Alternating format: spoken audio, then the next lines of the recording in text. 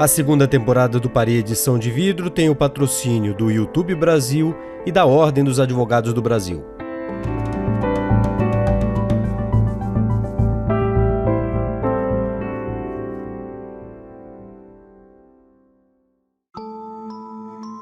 Existem duas narrativas diferentes sobre a segurança da urna eletrônica brasileira. E essas duas narrativas competem entre si.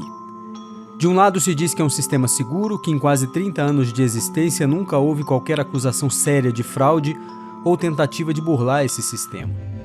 Do outro lado, há quem diga que é um sistema vulnerável, frágil, inauditável. Há quem diga até, sem nenhuma prova, que a urna já produziu resultados eleitorais fraudados. Este episódio tem uma proposta diferente. Vamos tentar invadir a urna e eleger presidente da República o Eduardo Gomes, co-roteirista e editor deste Paredes São de Vidro. Ou seja, Eduardo Gomes se colocou no próprio roteiro que ajudou a escrever. Como a gente percebe, o ego dele é de um candidato a presidente da República mesmo. Para isso, a gente precisa definir algumas coisas antes. Sabe aqueles filmes de heist, ou no bom português, aqueles filmes de roubo? Na hora que os protagonistas todos se reúnem antes para definir o alvo e estudar os obstáculos de segurança? Tá, uma notícia primeiro. Esse lugar tem um sistema de segurança que se iguala a de instalações nucleares. Primeiro, temos que entrar nos caixas do cassino, que qualquer um vai dizer que exige mais do que um simples sorriso. Depois, passar por essas portas. E cada uma tem um código de 6 dígitos diferentes mudado a cada 12 horas. E depois disso, está o elevador. E aí começa a dificuldade. O elevador não se... É isso que nós precisamos fazer. E um dos nossos primeiros desafios será descrever tudo isso em menos de 1 hora. É arriscado. Nunca foi feito. Precisamos de planejamento. E de muita gente. Então vamos lá.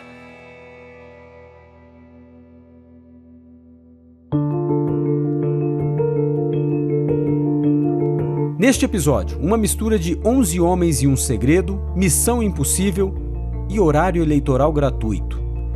Este é o Parede São de Vidro, apresentado por mim, Felipe Recondo. Episódio 4. E se a gente roubasse a urna eletrônica?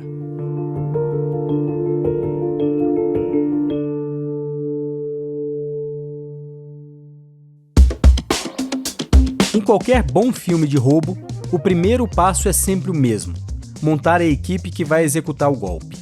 Vai precisar de muitos caras e uma combinação de ações. Tá pensando em quem?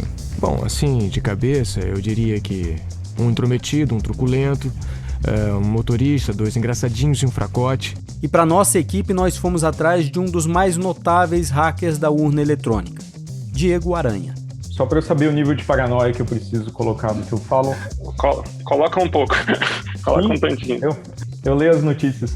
Ele estudou a urna eletrônica brasileira de pertíssimo, achou vulnerabilidades importantes no seu software e foi um dos principais responsáveis por popularizar a noção de que ela possui fragilidades que podem ser exploradas por alguém com más intenções. No caso, nós mesmos. Vamos prosseguir então.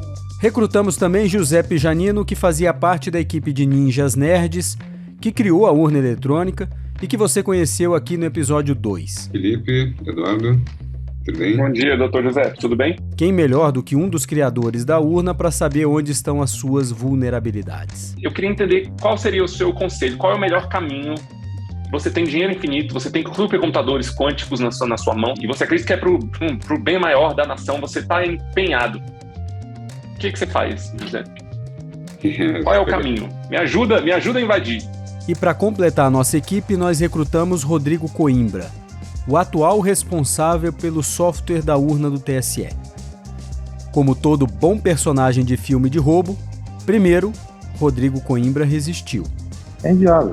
Você não consegue guardar segredos desse tipo de coisa. Quantas pessoas? Chuta aí, 20, 30, 40? Qual o tamanho do processo que você está enxergando? Porque eu enxergando, eu quero hackear a urna. Eu quero me eleger, Eduardo Gomes, quero me eleger presidente. Boa sorte. Só que Mas depois topou. Então a nossa equipe tem um hacker, o ninja e um herói relutante. E nós dois, claro, eu e o Eduardo. Com a nossa equipe montada, vamos ao golpe. Uma das primeiras dificuldades é o tempo. As urnas eletrônicas são alimentadas e estão prontas para serem usadas 2 ou 3 semanas antes do primeiro turno da eleição. Então, para atacar uma urna, o prazo é relativamente curto. A segunda barreira. As urnas ficam sob a segurança dos TRS, portanto, dentro dessas 2 ou 3 semanas, é preciso furar essa barreira armada que protege a urna para conseguir pegá-la. Até hoje, nunca ninguém conseguiu fazer isso. Mas vamos dizer que nós conseguimos atravessar a segurança armada da Polícia Militar ou da segurança dos tribunais. Beleza. Pegamos uma urna.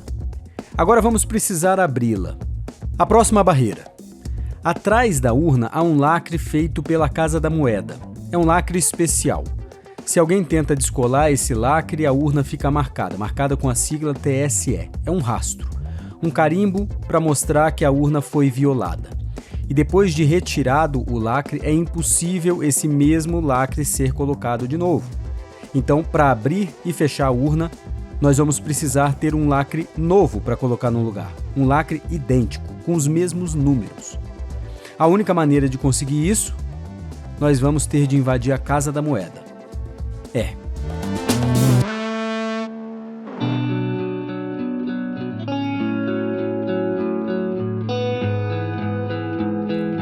O seriado A Casa de Papel mostrou que é possível invadir a Casa da Moeda. Mas você assistiu ao seriado? Viu a operação de guerra montada para isso? E reparou que tem vários exageros ali? Bom, mas se eles conseguem, nós também conseguimos. Em frente. Se nós conseguirmos passar por todas as barreiras de segurança, vamos ter de roubar os adesivos e imprimir nesses lacres as mesmas sequências de números do adesivo daquela urna que a gente conseguiu pegar. Sim, porque cada urna tem um lacre com dados únicos. Se esses dados não baterem com o que está no sistema do TSE, a urna vai ser descartada e todo o nosso trabalho vai ser jogado fora. Mas a nossa vontade de invadir a urna e eleger Eduardo Gomes é grande. Então, conseguimos. Abrimos a urna. E agora? Nós substituímos o software ou é melhor alterar o hardware? Ou colocamos ali dentro algum mecanismo para manipular a urna e mudar o resultado? Temos um problema. A urna eletrônica é protegida por criptografia, assinatura digital, resumo digital. E se houver qualquer tentativa de fazer algo de fora funcionar dentro da urna, o equipamento nem sequer liga. Não dá para instalar um Windows ali dentro, por exemplo. Porque não basta apertar o power da urna para ela começar a funcionar. Na hora que o comando de ligar é acionado, um chip dedicado somente a isso faz uma checagem de todos os requisitos de segurança. Se o software que é acionado é original, se as assinaturas estão corretas, etc, etc, etc. E são várias assinaturas digitais diferentes. Do presidente do TSE, do Procurador-Geral da República, do presidente da Ordem dos Advogados do Brasil, de um servidor do TSE e por aí vai. Se uma dessas etapas de segurança não bater, a urna nem começa a funcionar. Se tirarmos esse chip que checa tudo antes da urna ser ligada, a urna também não vai começar a funcionar. É um módulo computacional à parte, então você tem um processador principal e esse outro computador dentro da placa. É como se realmente a gente tivesse 2 computadores dentro da placa-mãe da urna e esse módulo computacional controla o outro. Controla eletricamente, inclusive. Né? Se ele identifica que tem alguma coisa adulterada na urna, ele vai lá e desliga a máquina, ele desliga a urna. Ok. Então, de volta à sala de controle. Revendo o nosso plano. Depois de invadir um TRE, roubar uma urna, invadir a Casa da Moeda, roubar os lacres e dar um jeito de imprimir o código da urna nele, para conseguir mexer no equipamento a gente vai precisar também, número 1, quebrar a criptografia da urna. Número 2, falsificar as assinaturas digitais certificadas. E número 3, conseguir os códigos para inserir algo que a urna não reconheça como um elemento externo. Cada código e assinatura criptografada dessas é algo que, com um supercomputador, nós íamos levar semanas ou meses para quebrar. E lembrando que depois de tudo isso, nós vamos precisar invadir o TRE de novo, agora para devolver a urna sem que ninguém perceba. É algo que ninguém nunca fez antes? É. A gente precisaria de muito mais do que 3 semanas que temos antes da eleição? certamente. A gente vai ter que gastar uma grana, sem dúvida. Mas a nossa vontade de mudar o país é inabalável. Então vamos nessa. Vai que conseguimos vários supercomputadores, hackers do mundo inteiro numa força-tarefa. Um computador quântico, sei lá. Se conseguirmos que essa gincana mundial ocorra, ótimo. Nós vamos ter alcançado nosso objetivo. Já temos uma urna viciada. Uma. E cada urna tem, arredondando, uns 300 votos. E 300 votos não mudam uma eleição nacional. Se pensarmos que a diferença entre Jair Bolsonaro e Fernando Haddad nas eleições passadas foi de aproximadamente 10 milhões de votos, e se a gente considerar que a gente não pode mudar os 300 votos da urna, porque cada urna já tem um número substantivo de votos para o nosso candidato, nós vamos precisar repetir esta mesma saga em aproximadamente umas 50 mil urnas. É complicado, eu sei, mas acredita em mim, a gente fez as contas. Tem até uma planilha de Excel aqui. Parte do trabalho do ladrão da urna é ser bom em Excel e bom de contas, coisa que eu não sou. Então, de volta à sala de controle. Porque agora precisamos fazer todo este processo, roubar a urna, substituir lacre, quebrar a criptografia, etc., 50 mil vezes. Ficou difícil, mais precisamente 54 mil vezes mais difícil. Mas digamos que conseguimos invadir 54 mil urnas espalhadas pelo Brasil. Conseguimos colocar lá dentro um programa pirata para que todo voto do candidato A fosse contado como voto no Eduardo Gomes. Mas aí tem um outro problema. O TSE promove testes cegos de segurança num percentual de urnas, ou seja, além de todos os nossos roubos, de papel da Casa da Moeda, da assinatura digital do presidente do TSE, do Procurador-Geral da República, do presidente da Ordem dos Advogados do Brasil, de um servidor do TSE, temos de apelar a supercomputadores, vários hackers, quebrar a criptografia das urnas, etc, etc. Nós teremos de contar com a sorte de as nossas urnas não serem sorteadas para estes testes, porque se forem, vai ficar evidente que a urna está viciada. E segundo o Excel, que Deus me abençoe, a chance da nossa urna ser pega no teste público de segurança é de 99,99999994%. Mas aí a solução é dada pelo Diego Aranha. E aí o esforço passa a ser que tipo de manipulação pode ser feita no código-fonte na origem, de forma que ela não possa ser detectada nas etapas posteriores de auditoria. Você tem, por exemplo, a votação paralela, onde se simula uma eleição, né, com uma fração ínfima das urnas, simula uma eleição e verifica que o resultado está correto. Então você tem que estimar lá uma probabilidade de quantas urnas, na verdade você vai sortear uma probabilidade daquela urna se comportar de maneira desonesta durante a eleição, de maneira a não ser detectada na votação paralela. Então aí é simples, é uma versão do software que não vai contar os votos de maneira correta. Ao mesmo tempo, essa versão do software não pode desviar o volume de votos de maneira muito grande, porque isso pode chamar muita atenção. Então, idealmente, né, eleições fraudadas são aquelas que são apertadas. O plano agora é, em vez de alterarmos todos os votos das urnas, vamos alterar apenas o número necessário de votos para que o nosso candidato ganhe por um voto.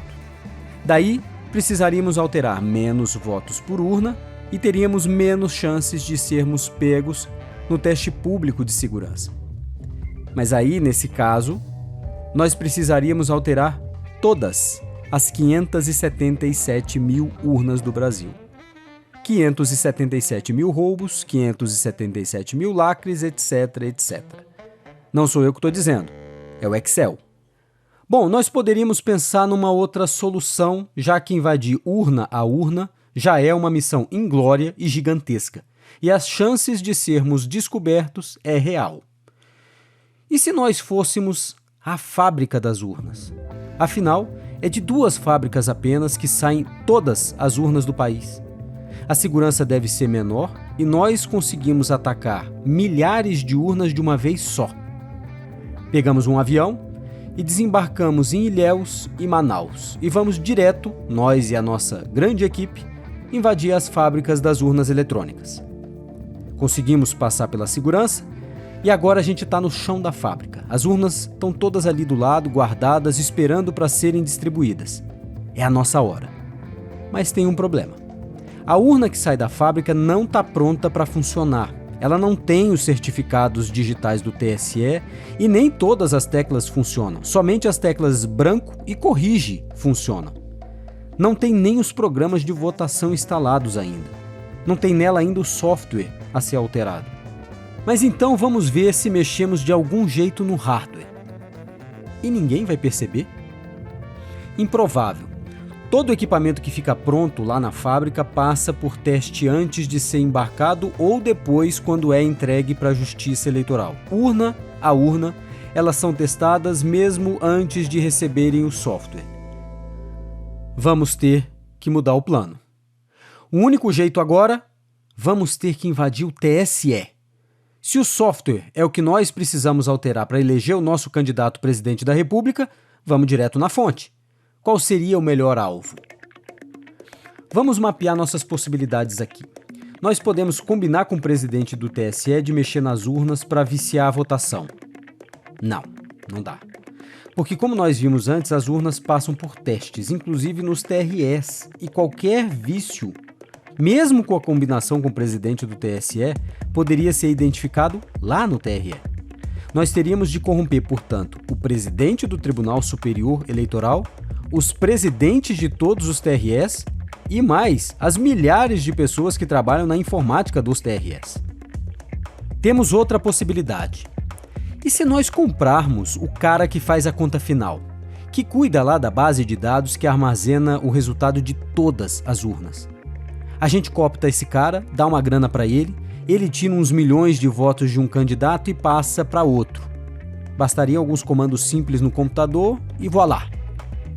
Não precisaríamos passar pelo presidente do TSE, não precisaríamos de armas, invadir depósito de cartório eleitoral, roubar papel da Casa da Moeda, arrebentar portão de fábrica de urna e nem precisaríamos da gigantesca logística necessária para sabotar as nossas 54 mil urnas. Pronto? Não. Porque aí tem outro problema. As eleições brasileiras funcionam assim. A urna eletrônica faz a própria apuração sozinha. Ela funciona como uma pessoa jurídica independente.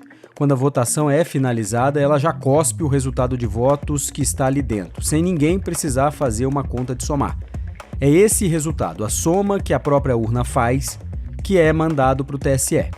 Ou seja, se nós mudarmos o total de votos lá no TSE sem mudarmos o resultado também nas urnas, de nada adiantará. Seremos facilmente descobertos, porque o resultado da votação que aparecer no TSE, obviamente, é a soma dos votos depositados em todas as urnas. E qualquer pessoa tem acesso a esses dados que saem das urnas, a essa soma de todos os votos que ela registrou, que ela mesma, a urna eletrônica, fez. Bastaria uma calculadora e um tempinho para ver que alguém mexeu nos números. Por sinal, foi esse o pedido de auditoria feito em 2014 pelo PSDB.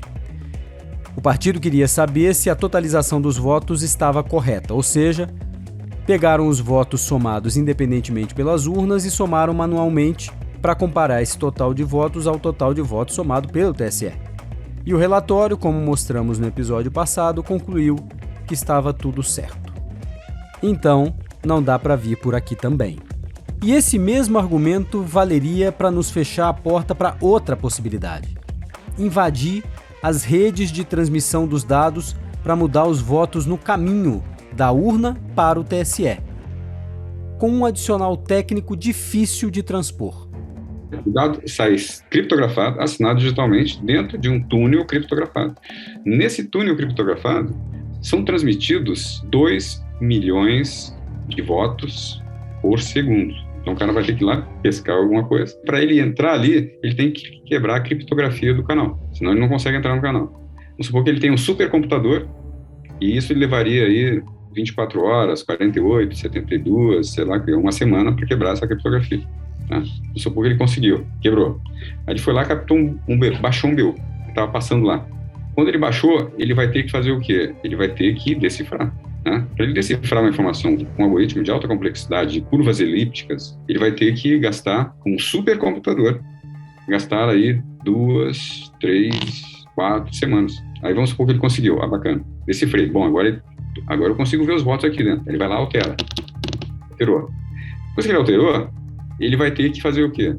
Ele vai ter que criptografar novamente, uma chave que ele não tem. Ele vai levar 2, 3, 4 semanas para criptografar aquela informação que já foi alterada. Depois disso, ainda ele vai ter que assinar aquele BU com a chave de uma urna oficial que ele não tem. Aí vamos supor que, por tentativa e erro, ele com 2, 3, 4, 6, 10 semanas ele consiga gerar. Depois disso, ele vai ter que botar de novo no canal. Para botar de novo no canal, ele vai ter que quebrar de novo a criptografia do canal. Vamos supor lá que ele já tinha o caminho da roça, deve só uns 2 dias para fazer isso. Botou lá. Bom, já contaram aí quanto tempo se passou? Bom, então é o seguinte. Nós percebemos que atacar a urna seria inviável. Já vimos que quebrar a criptografia de cada um dos programas das urnas exigiria um esforço descomunal, supercomputadores e, mais importante, tempo. E nós só temos 3 semanas no máximo. Tentar atacar o hardware da urna de nada adiantaria. Infiltrar um software pirata seria muito difícil. Então a solução é esta. Quem é que faz o software do TSE? Quem é esse cara? Veja, uma pessoa, só uma. Nós podemos corromper esse único cara e, a partir dele, somente dele, viciar toda a eleição. Não precisaríamos de Alexandre de Moraes, de Ricardo Lewandowski, de Carmen Lúcia. Nós precisamos de um cara. E se tivéssemos escutado nosso consultor de fraudes eleitorais, Diego Aranha, a gente saberia que essa é a única solução. Faria sentido, novamente, do ponto de vista de racional, né? Seria comprometer um atacante interno, comprometer um agente interno com acesso privilegiado para ele passar a funcionar como atacante, obviamente, né? Para primeiro, talvez, vazar uma versão da base do código que eu pudesse analisar e procurar pontos interessantes para uma manipulação sutil nesse processo de compilação que pudesse se propagar para uma fração razoável das urnas. Então é isso, corromper um atacante interno para manipular o software de votação na origem, para desviar votos, dado um percentual pequeno para não chamar atenção, e numa quantidade de urnas calibrada pela amostra da votação paralela. O que ele precisaria fazer para o nosso esquema ter sucesso seria simples, muito simples. Alterar o código-fonte da urna ou colocar nos equipamentos o nosso software malicioso. Como as urnas funcionam com um único programa, nós teríamos de uma vez as 577 mil urnas viciadas graças a um cara só. O cara, um dos membros da nossa equipe. Rodrigo Coimbra é um nerd. Bom, falar que alguém que trabalha com computação é nerd é meio lugar comum. Mas no caso dele, não é uma injustiça nem um preconceito. Na sua casa, um Baby Yoda fica abaixo de 2 quadros, um com uma figura de um boneco de Lego e outra com o desenho de um ônibus espacial. E seu mascote talvez seria o Tux. Sim, o pinguim símbolo do Linux, um sistema operacional que definiu o seu destino profissional. Coimbra se formou em Ciência da Computação na Universidade de Brasília em 2006.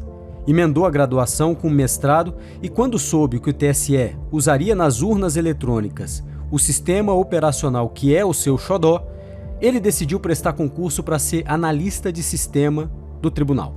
E eu queria programar em Linux em particular, e quando veio o concurso do TSE, me pareceu uma oportunidade porque tinha justamente esse perfil colocado lá no concurso. E na mesma época, surgiu uma notícia na imprensa, pelo menos em blog de tecnologia, de que o TSE estava migrando o sistema da urna para Linux. Eu falei, cara, eu quero participar disso.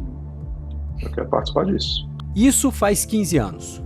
Com tanto tempo de casa, ele foi crescendo na burocracia do TSE e se tornou programador do conjunto de software do ecossistema da urna e foi nomeado o chefe da seção de voto informatizado. Coimbra fala das urnas eletrônicas com a paciência de quem conhece cada linha dos seus códigos, mas não esconde um certo tom de enfado de quem já cansou de ouvir tantas pessoas de fora falando com ar de autoridade sobre o que ele faz, sobre o que ele conhece talvez melhor do que ninguém. Portanto, ele é o nosso cara. Como chefe do software da urna, ele poderia nos ajudar a eleger quem quiséssemos presidente da República. Correto? Bom, vamos falar de como nós produzimos este episódio. Nós queríamos mostrar para você qual é o melhor caminho para invadir uma urna. ou quais etapas seriam necessárias para isso. Mesmo que fosse difícil, nós queríamos passar etapa por etapa para mostrar para você o que seria necessário. E nós pedimos a ajuda do Coimbra, e eu apelei a algo que nós temos em comum. Mais uma vez, saudações tricolores. Saudações. Ele nos deu 3 entrevistas longuíssimas, mas nós não conseguimos tirar dele qual seria esse roteiro. Por quê? Simplesmente porque para ele isso não faz o menor sentido.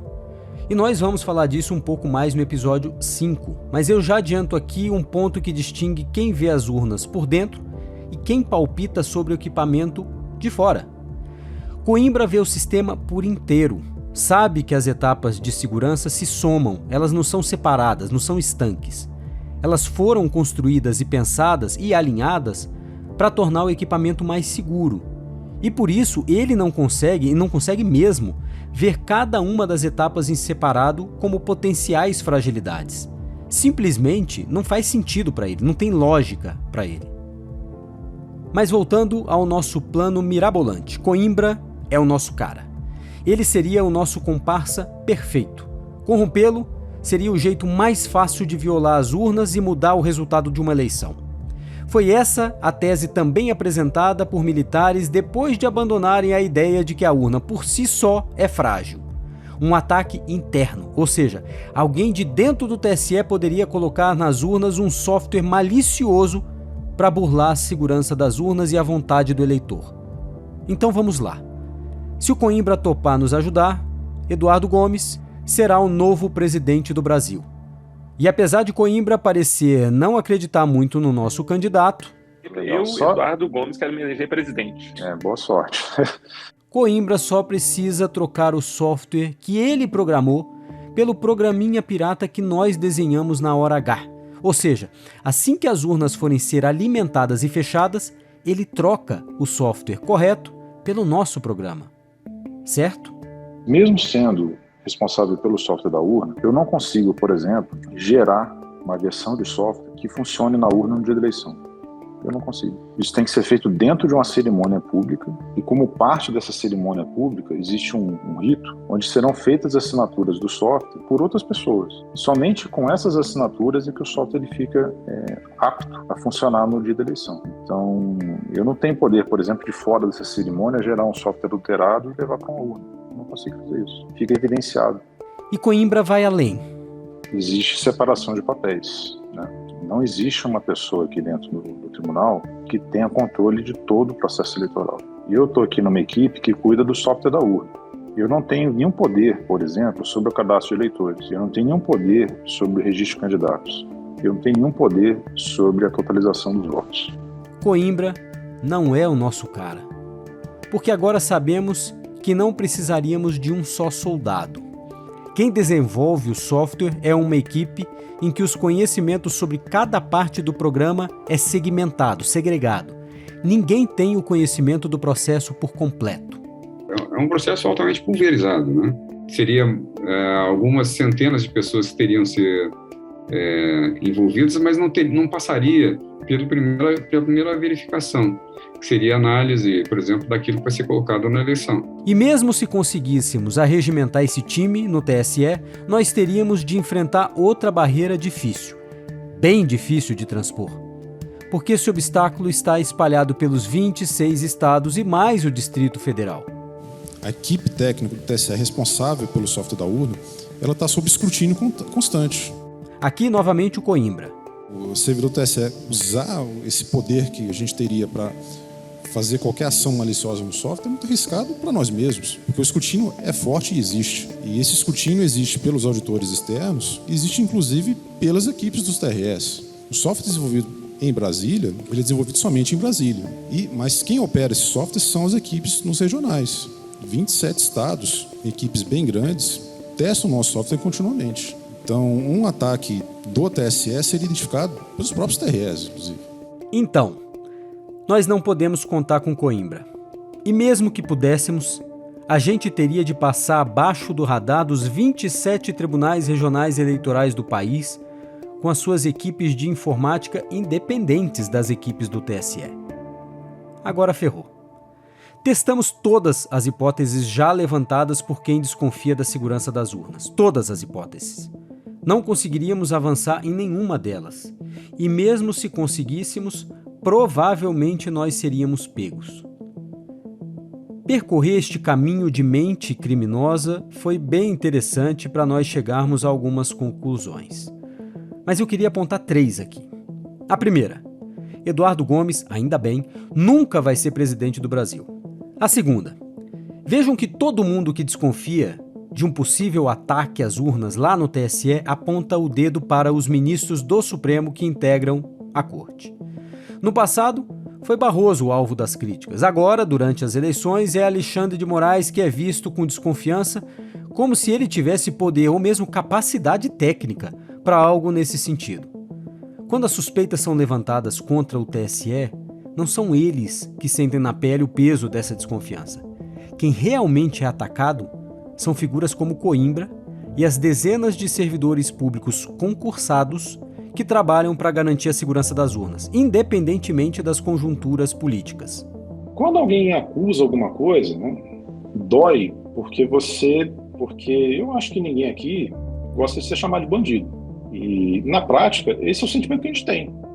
Quando alguém fala que a urna frauda a eleição, né, que o TSE frauda a eleição, né, a gente elegeu o que a gente quis, isso é um crime. Quem comete crime é bandido. Então, isso é uma ofensa, um ataque direto. Né? Não é uma mera retórica política para você, um discurso, não. Não, isso realmente ataca as pessoas. Né? A justiça eleitoral é feita por pessoas, por profissionais sérios que estão aqui se dedicando dia e noite, né, para oferecer eleições seguras para a população. Então não tem como quem trabalha no justiça eleitoral não se sentir agredido por isso. Né? Então acho que o sentimento é realmente esse, de agressão. Né? É ruim. A terceira conclusão. As críticas sobre alegadas fragilidades das urnas eletrônicas são direcionadas para etapas em separado. Mas será que faz sentido? Porque a urna é um sistema, portanto, um somatório de etapas com mecanismos de segurança que não estão isolados. Pelo contrário, são mecanismos de segurança que se somam justamente para que, ao final, se um dos obstáculos for destruído, a barreira seguinte contenha uma ameaça. Tanto é que, nos testes feitos até hoje, nenhuma brecha identificada pelos hackers, como Diego Aranha, permitiu que se alterassem os votos colocados nas urnas. Eram vulnerabilidades isoladas, nunca sistêmicas. Pense num avião e nos seus sistemas de segurança. Nós sabemos que um avião tem centenas ou milhares de mecanismos de segurança que se somam, se sobrepõem. E é isso que nos deixa seguros para viajar. Mas se você ficar olhando para o parafuso da porta, para o rebite da asa, para as olheiras do piloto, você nunca mais vai entrar num avião. Na urna, a gente tem mais de um mecanismo de segurança.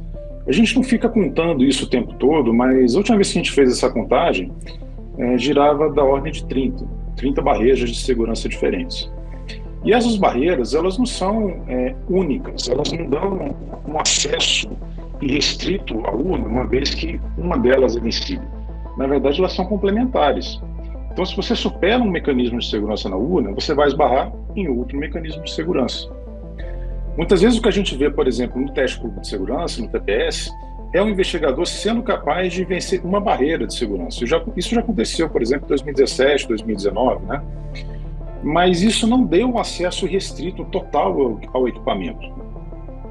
Então, o sistema ele é todo construído para que a gente tenha proteções redundantes, né? Para justamente impedir que um único ponto de falha, né, permita que todo o sistema fique acessível, fique exposto para algum tipo de ataque. E o código-fonte que nós precisaríamos alterar? O código-fonte é o texto, o coração da urna, e está aberto para várias entidades há mais de um ano. E quem foi lá ver o código-fonte? Eu sei que os militares não estavam prestando atenção nisso. Só foram pedir acesso ao código-fonte porque foram avisados, e eu não vou dizer por quem. Quando eles perceberam que estavam comendo mosca, fizeram um ofício com carimbo de urgente pedindo acesso ao código-fonte imediatamente, sendo que o código estava aberto a qualquer um há mais de um ano. Se nem os militares tinham pedido acesso a isso, nem os partidos políticos, inclusive do presidente da República, pediu para fiscalizar o código-fonte, pelo jeito, ninguém leva essa ameaça a sério. Exceto, é claro, o nosso tricolor, Rodrigo Coimbra.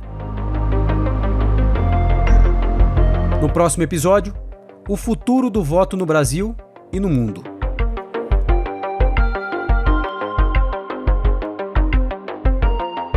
Parede São de Vidro é um podcast do Jota, patrocinado pelo YouTube Brasil e pela OAB. Tem o apoio institucional do Tribunal Superior Eleitoral. Nosso produtor, roteirista e editor é Eduardo Gomes. Alexandre Aragão é o nosso produtor investigativo. Parede São de Vidro tem a produção executiva, roteirização e é apresentado por mim, Felipe Recondo.